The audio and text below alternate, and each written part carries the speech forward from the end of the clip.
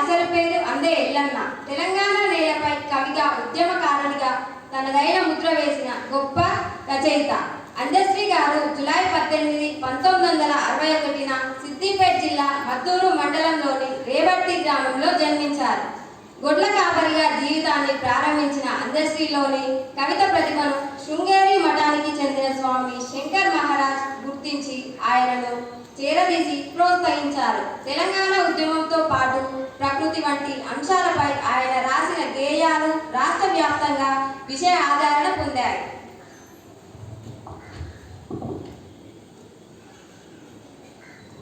అందశ్రీ తెలంగాణ ఉద్యమంలో కీలక పాత్ర పోషించినందుకు గాను 2025 జూన్ 2న తెలంగాణ రాష్ట్ర ఆవిర్భావ దినోత్సవ సందర్భంగా సికింద్రాబాద్ పరేడ్ గ్రౌండ్లో ముఖ్యమంత్రి రేవంత్ రెడ్డి చేతుల మీదుగా ₹1 కోటి నగదు పురస్కారాన్ని అందుకున్నారు. అందశ్రీ జీవితంలో అత్యంత ముఖ్యమైన ఘట్టం తెలంగాణ రాష్ట్ర గీత రచన. ఆయన రచించిన జయ జయ హే